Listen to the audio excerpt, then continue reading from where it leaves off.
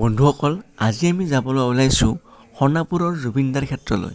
আমাৰ গাঁৱৰ ঘৰৰ পৰা মা আহিছে, সেইবাবে ভাবিছোঁ জুবিনদাৰ ক্ষেত্ৰলৈ এবাৰ মা, পনিতা, মই, বা আৰু ভাগিন লগতে ভতিজা কংকনেও তেওঁৰ গাড়ীখনত লৈ আহি আমাক যথেষ্টখিনি সহায় কৰিলে।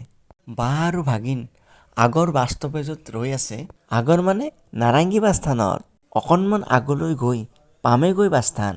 কংকনে গাড়ীখন ৰখালে। ৰাজে ভাগিনক চিঞৰি চিঞৰি মাতিব ধৰিলে। সৰু ভাগিন আৰু বা গাড়ীত বহিলে ইতিমধ্যে।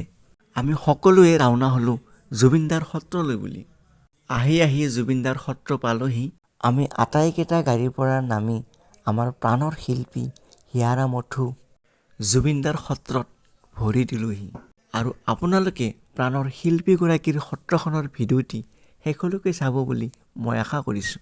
মায়াবিনী ৰাতিৰ বুকুত দেখা পালোঁ তোমাৰ ছবি, ধৰা দিলা গোপনে আহি হিয়াৰ কোণত।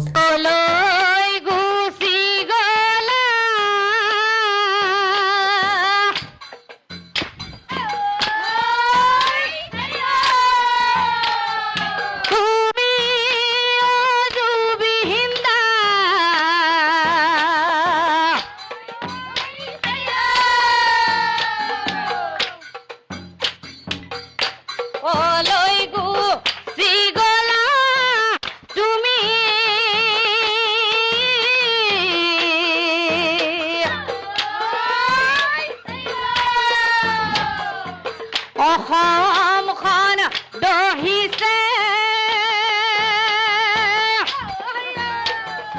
অসমে কান্দিছে,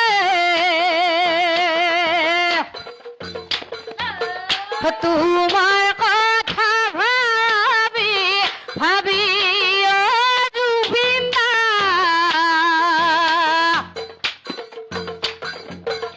তোমাৰ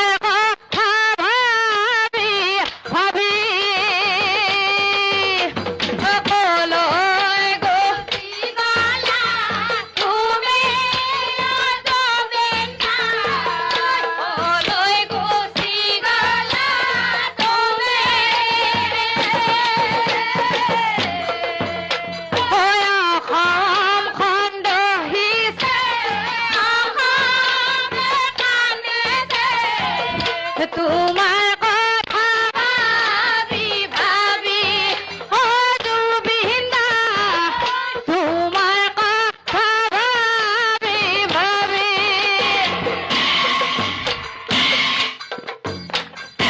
হিয়াৰে আমধু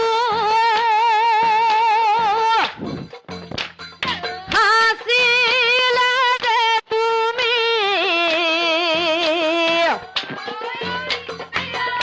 হাসি